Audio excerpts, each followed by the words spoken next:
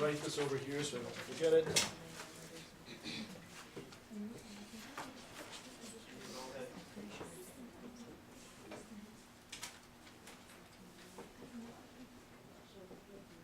Repeat that, please.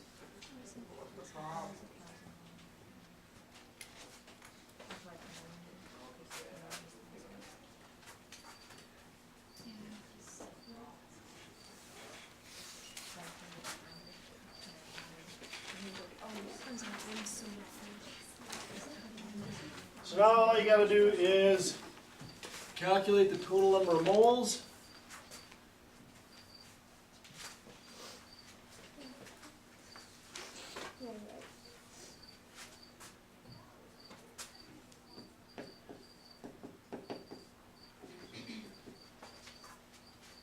So if we're going to do the total number of moles, we're going to do the whole volume of air, this whole thing.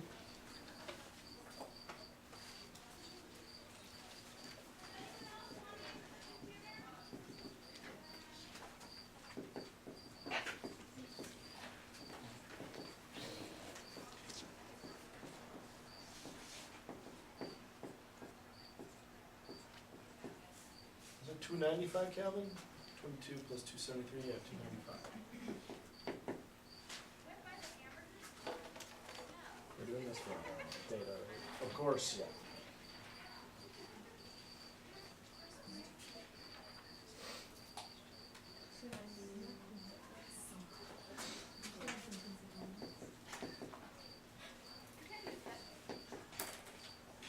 Let's see, 2 sig figs there, so I should have 2 sig figs. So I end up with 1.9 times 10 to the negative third moles. And that's the total number of moles.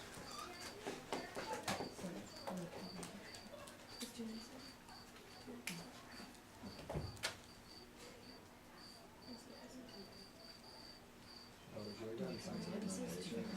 I just had a really small number, so I put in scientific notation. You don't have to.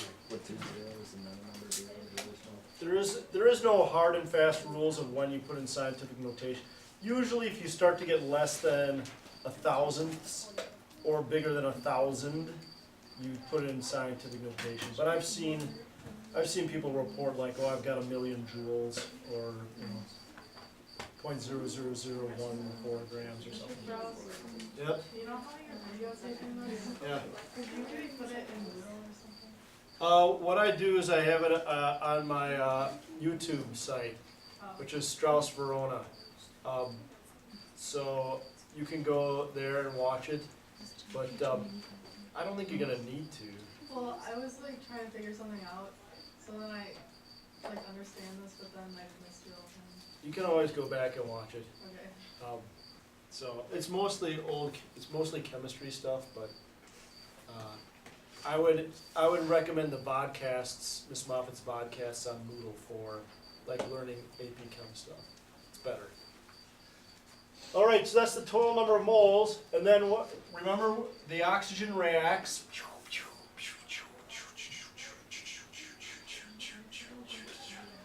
All that oxygen reacts, and then the volume decreased, right? It went boom, boom, boom, boom, boom. So now let's just use that volume, and that should tell us the moles of oxygen. We?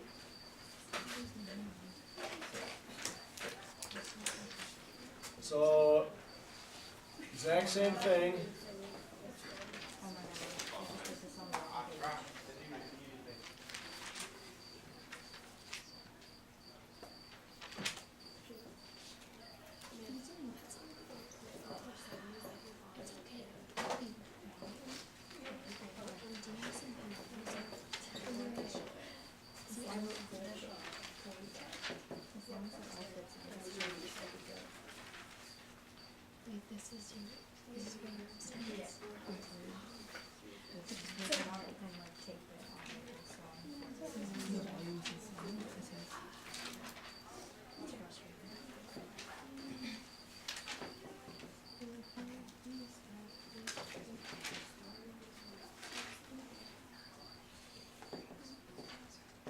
So I ended up with 4.0 times 10 to the negative fourth.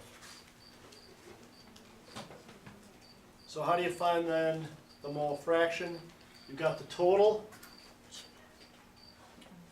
you got your partial, that's what a mole fraction is. The letter for mole fraction is our good old Greek letter chi.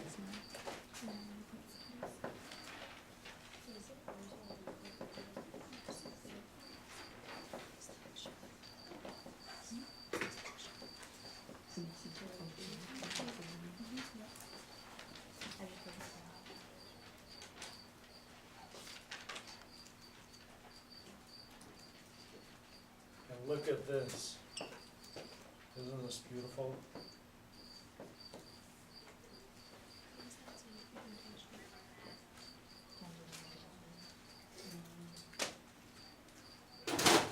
Look at that.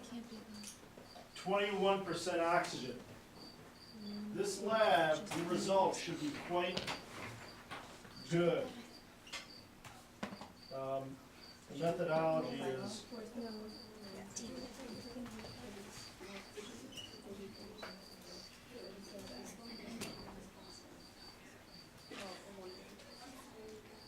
actual value is, you know, Sylvia?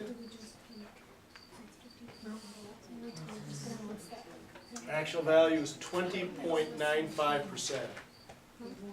But we'll just go with 21%. So when you're doing your percent error, your experimental minus your theoretical divided by your theoretical, we will go at 21% as our theoretical.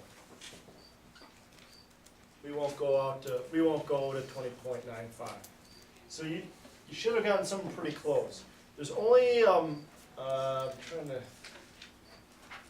well, there'll be time. There is one clamp that wasn't working so hot, where your liquid drained into, like your liquid started dropping and draining down through the tube.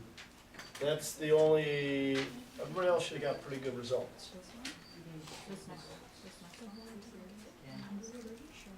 Now this is for wet gas.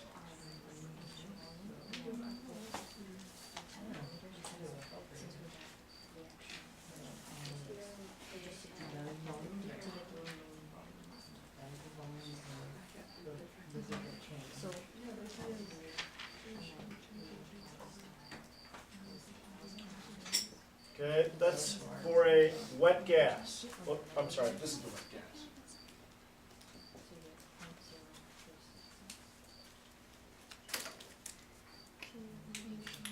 A wet gas, remember, is there's water vapor up here. So not just you've got air, you've got some water vapor up there as well. Yep. How did you get the volume of the oxygen again? It's this volume right here. So this is the volume beforehand, Yeah. okay? Then you did your reaction, you released the clamp, and the volume went up, okay? So that volume there, that difference, should be the volume of reacted oxygen. Now, the water vapor. Water vapor is floating around in here. What does water vapor affect? It affects the pressure. The problem with water is water does not act very ideal. Why does water not act ideal? Because it has those strong dipole-dipole bonds. What is one of the three assumptions of an ideal gas? Random motion, meaning no attractive forces. But what is happening with water vapor? There's attractions between the partial positive of one and the partial negative of the oxygen. So water vapor, we got a really rainy day today. We've got almost 90% humidity. The water in the air is not moving randomly. They are interacting with each other as they float through the air. And if they interact with each other, they are not acting ideally. And so therefore they are going to affect your pressure. So now we're going to redo our calculation, except now we're going to take into account the water vapor pressure, and we're gonna remove it from our calculation. So this is the total pressure. We calculated that.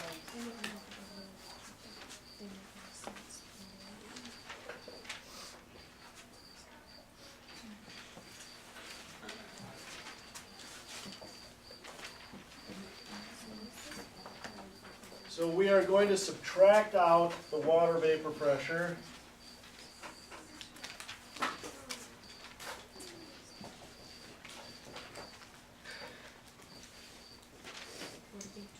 We have our total. We're trying to find the pressure of air. Where do we find the water vapor pressure? In our, yeah, Marcus. Quick question, was the one that was calculated wet gas? So now we're Wet doing gas. Dry gas?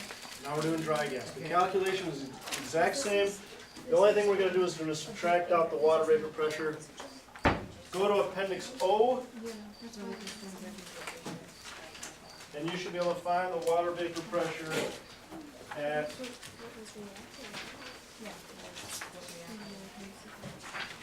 the temperature. So, let's see. What was your temperature, Amanda? It was 22.4 degrees Celsius. 22.4 degrees Celsius. Just for making it easy, round to the nearest whole number. So at 23 degrees Celsius, your vapor pressure is 2.8.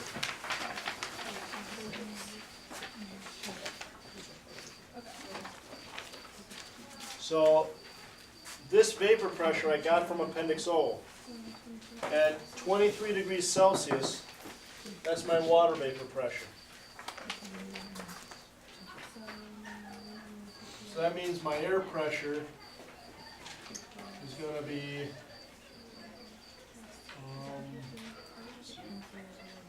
98.2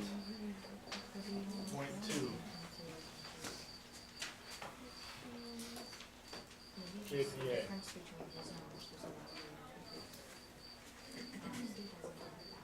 That's my pressure then that I'm going to plug into my ideal gas equation.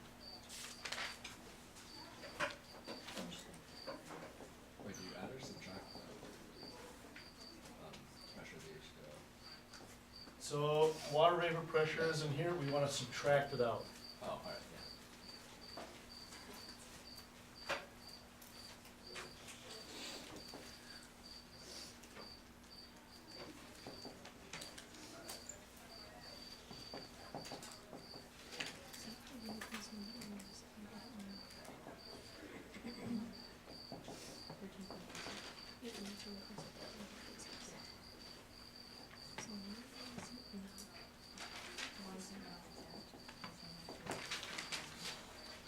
So the answer will be pretty similar to the last answer.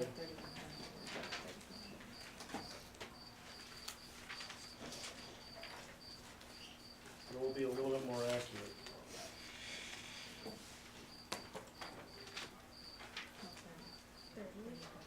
So I got with 2 sig figs, the same number.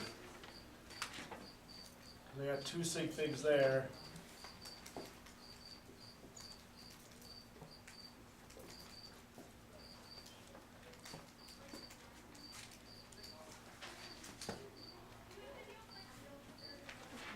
So who knows, maybe with sig figs you might get the same number back.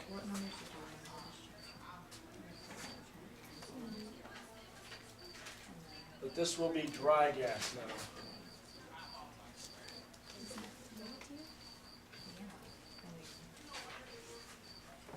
I'm just gonna, yeah. And then you'd redo this calculation using your dry gas total. In this case, it was the same number, but you would redo it.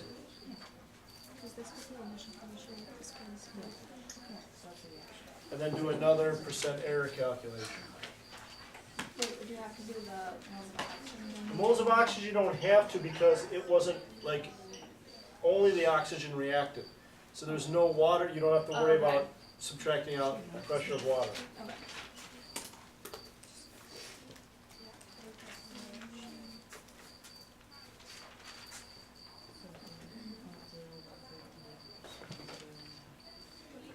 Pause. Okay, not